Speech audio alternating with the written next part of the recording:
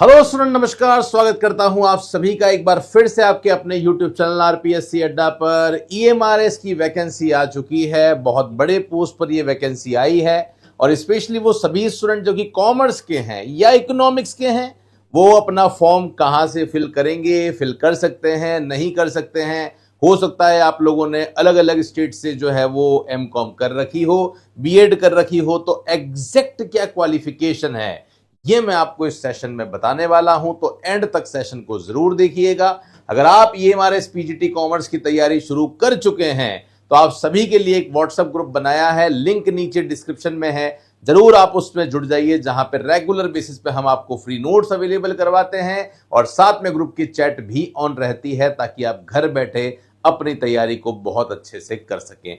Batch हमारा start हो चुका है। नवरात्रि ऑफर में ये जो बैच है आपको ये मात्र 999 में मिल रहा है। कुछ टर्म्स कंडीशंस हैं, आप लोग कॉल कर सकते हैं। लेकिन बात इंपॉर्टेंट क्या है? इंपॉर्टेंट बात यह है कि सर नोटिफिकेशन में क्या एग्जैक्ट क्वालिफिकेशन लिखी हुई है। मैं सीधा आपको नोटिफिकेशन पे ही लेके जाता हूं, ताकि आपको वहां से आइडिया लग जाएगा कि एग्जैक्ट क्या क्वालिफिकेशन चाहिए।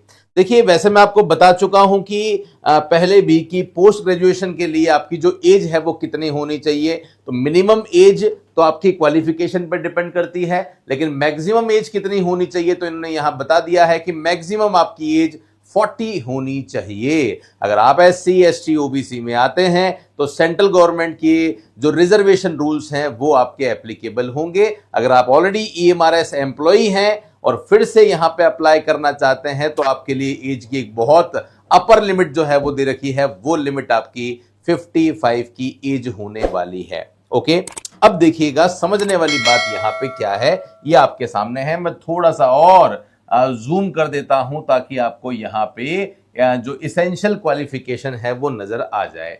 देखिए, ये क्वालिफिकेशन पढ़ने से पहले इन जनरल मैं आप लोगों से बात करना चाहता हूं कि पूरे इंडिया में किसी भी स्टेट में कोई वैकेंसी आई हो या सेंट्रल में कोई वैकेंसी आई हो, अगर वो वैकेंसी पीजीटी कॉमर्स की है, पोस्ट ग्रेजुएट टीचर की है, जहां पे आपको 11th एंड 12th क्लास को पढ़ाना होगा, तो उस सिचुएशन में ध्यान रखना जनरल एलिजिबिलिटी जो हर जगह कॉमन होती है वो होती है एमकॉम होना चाहिए और एमकॉम के साथ में बीएड होना चाहिए। या आप ये भी समझ सकते हैं कि आपका पोस्ट ग्रेजुएशन होना चाहिए, क्योंकि आपको पढ़ाना 11th 12th के स्टूडेंट को है, तो आपका पोस्ट ग्रेजुएशन होना चाहिए और साथ में आपका बीएड होना चाहिए। टीचर बन रहे हो तो बीएड करना जरूरी है, स्कूल में टीचर बन रहे हो तो, और पीजीटी कर रहे हो तो अब मतलब आपका एमकॉम होना चाहिए। ये जनरल एलिजिबिलिटी होती है सभी एग्जाम्स में।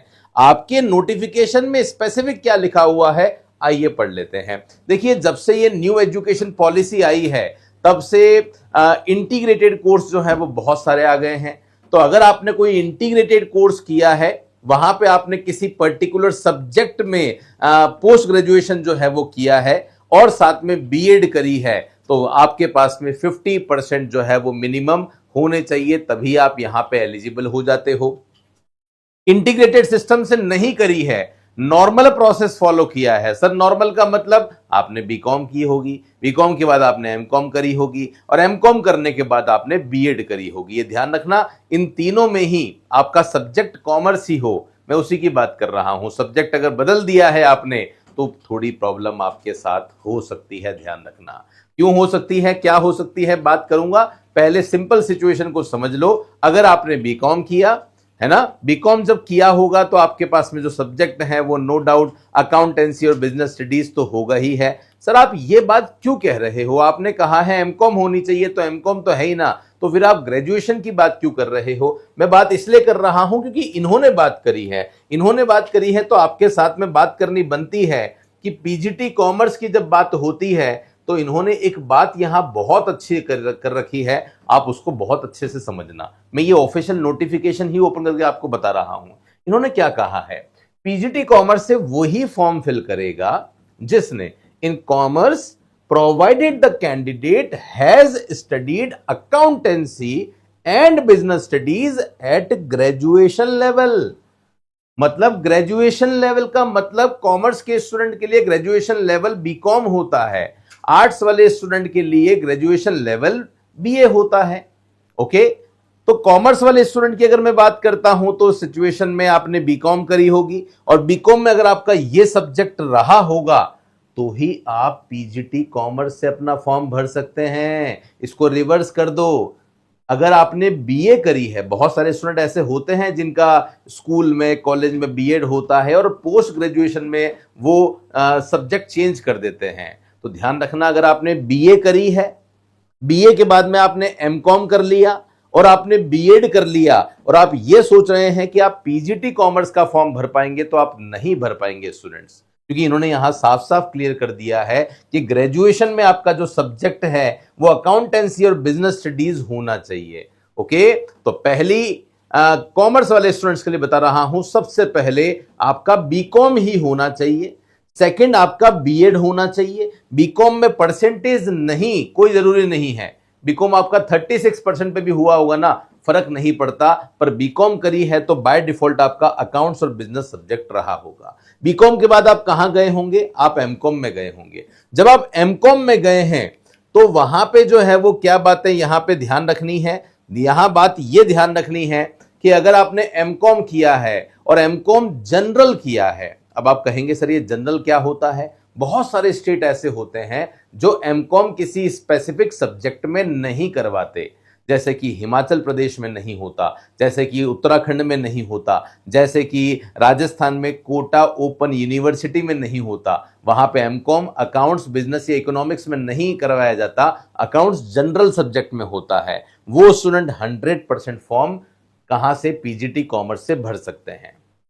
ओके, सेकंड बात, अगर आपने किसी ऐसे स्टेट से एमकॉम किया है जहां पे एमकॉम भी अलग अलग कैटेगरी में अलग अलग सब्जेक्ट एक्सपर्टीज में होता है, जैसे राजस्थान का एग्जांपल लेता हूं। राजस्थान में जो एमकॉम होता है वो 3 डिपार्टमेंट में होता है। स्टूडेंट चूज करते हैं या वो देखते हैं कि उनकी एक्सपर्टीज कहां पे है, तो या तो वो एमकॉम करते हैं अकाउंटेंसी में, अकाउंटेंसी स्टैटिस्टिक्स में जिसे हम एबीएसटी कहते हैं, या फिर वो एमकॉम करते हैं बिजनेस में जिसे बिजनेस एडमिनिस्ट्रेशन बीएडीएम कहते हैं, या फिर वो एमकॉम करते हैं इकोनॉमिक्स में।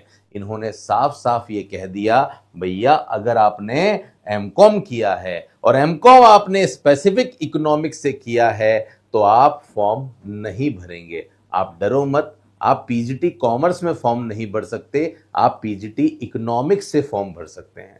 देखो कितनी सारी छोटी छोटी बातें, और मुझे लगता है आप लोग अपनी जो सिचुएशन है, आपकी जो एलिजिबिलिटी है, क्वालिफिकेशन है, उसको रिलेट कर रहे होंगे यहां से।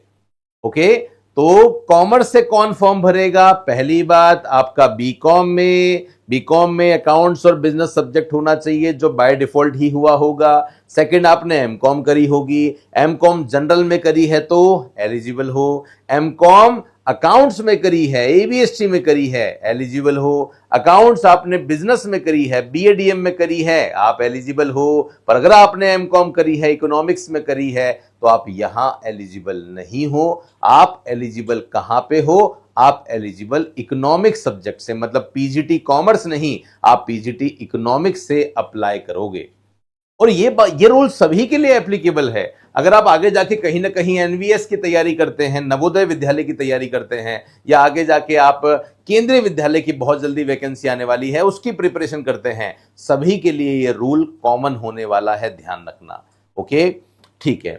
अब सर आपने ये सारी बातें बता दी है, तो कॉमर्स वाले स्टूडेंट्स के लिए बीकॉम होना चाहिए, एमकॉम होना चाहिए, किसमें होना चाहिए बता दिया है, और आपका बीएड होनी चाहिए। बीएड में भी मुझे लगता है कि कहीं ना कहीं ये सब्जेक्ट कंसर्न जो है वो जरूर जो है वो देखते होंगे, ये बात आप जो है वो ध्यान रखना। तो बीएड में भी जो कॉमर्स के स्टूडेंट होते हैं वो उनको 2 ऑप्शनल सब्जेक्ट कॉमर्स के मिलते हैं, वो क्राइटेरिया भी मुझे लगता है कि आपका पूरा होना चाहिए। वैसे ऐसा कोई नहीं करता होगा कि एमकॉम आपके 12th कॉलेज तक एमकॉम तक कॉमर्स रही हो और फिर आप आर्ट्स में जो है वो कर दो, वो सब्जेक्ट आपको मिलते भी नहीं है, वो बीकॉम एमकॉम के बेसिस पे ही मिलते हैं। ओके, अब थोड़ी सी बात आर्ट्स वालों के लिए भी कर ली जाए, हमारे इकोनॉमिक्स वाले स्टूडेंट्स के लिए भी कर ली जाए। अब इकोनॉमिक्स वाले स्टूडेंट्स के लिए भी सेम बात जो है वो लागू होती है। ग्रेजुएशन में इन्होंने साफ साफ कह दिया है इकोनॉमिक्स या कोई स्पेशलाइजेशन सब्जेक्ट इकोनॉमिक्स में आपने ग्रेजुएशन में पढ़ा हुआ होना चाहिए। मतलब अगर आपने बीए कर रखी है, और बीए तो बहुत सारे सब्जेक्ट्स में होती है, पर अगर आपने बीए करी है और बीए में अगर आपने इकोनॉमिक्स पढ़ा है, पहली बात, उसके बाद में क्या किया होगा आपने बीए के बाद में एमए करी होगी, और एमए में भी आपने जो सब्जेक्ट है वो नो डाउट इकोनॉमिक्स लिया होगा। ओके, तो बीए करी है, सब्जेक्ट इकोनॉमिक्स रहा होगा, एमकॉम करी है, सब्जेक्ट इकोनॉमिक्स रहा होगा, बीएड करी है, वहां भी आपको जो ऑप्शनल सब्जेक्ट है वो इकोनॉमिक्स रहा होगा। तो उस सिचुएशन में आप अपना फॉर्म पीजीटी इकोनॉमिक्स से भरेंगे। ये बात आप यहां पे विशेष रूप से जो है वो ध्यान रखना। उसके बाद में मैं ये कहना चाहता हूं कि अगर आपने बीए करी है, सब्जेक्ट इकोनॉमिक्स रहा होगा, फिर आपने एमकॉम करी है और एमकॉम में अगर आपका सब्जेक्ट जो है वो क्या रहा होगा, एमकॉम में सब्जेक्ट अगर आपका इकोनॉमिक्स रहा होगा, तो आप भी यहां पे पीजीटी इकोनॉमिक्स से ही अपना फॉर्म फिल कर सकते हैं। ये गाइज मैंने अपनी तरफ से बेस्ट प्रेजेंटेशन के थ्रू आपको यहां बता दिया है। यहां चाहे कुछ भी चीजें लिखी हुई है, पर मेरे हिसाब से सिंपल वर्ड्स में मैंने आपको यह समझा दिया है कि क्वालिफिकेशन आपकी कितनी रहनी चाहिए। ये जो फैकल्टीज आप लोगों को दिख रही है ना, इन फैकल्टीज ने आज तक कई रिजल्ट दिए हैं। 2024-25 में कॉमर्स के, स्पेशली कॉमर्स के 500 से भी ज्यादा स्टूडेंट ने सरकारी नौकरी में अपना लोहा जो है वो मनवाया है, और इस बार बारी आपकी है। ये सारे फोटोज जो दिख रहे हैं, इनकी जगह आपके भी फोटो हो सकते हैं। तो आप देर ना करें, पीजीटी कॉमर्स का, अकाउंटेंट का, दोनों ही बैच आरपीएससी अड्डा पे स्टार्ट हो चुके हैं, और बहुत अच्छा कंटेंट आपको मिलेगा, बाइलिंगुअल कंटेंट आपको मिलेगा, एमसीक्यूज मिलेंगे, हमारी टीम का पूरा सपोर्ट मिलेगा, कहीं कोई प्रॉब्लम नहीं आएगी। फिर भी कोई डाउट है, कोई समस्या है, तो आप इनमें से किसी भी नंबर पर हमें फोन या मैसेज करें, हमारी टीम जरूर आपकी हेल्प करने वाली है। और व्हाट्सएप पे जरूर ज्वाइन कर लेना, ताकि वहां पे कंटेंट अवेलेबल होता रहेगा। टेलीग्राम पे भी हम डेली एमसीक्यूज पोल डालते हैं, ताकि घर बैठे आपकी तैयारी और अच्छे से हो सके, वो भी आप जरूर ज्वाइन कर लेना। ये चैनल तो बनाया ही हम लोगों ने कॉमर्स के स्टूडेंट्स के लिए है, तो जरूर सब्सक्राइब करके बेल आइकन पे क्लिक कर दो, ताकि एक भी इंपॉर्टेंट वीडियो आपसे मिस ना हो। मेरे साथ में फिलहाल इस सेशन में बने रहने के लिए बहुत बहुत धन्यवाद। मिलता रहूंगा कुछ ऐसे ही इंपॉर्टेंट सेशन के साथ, तब तक के लिए टेक केयर, धन्यवाद, जय हिंद, वंदे मातरम।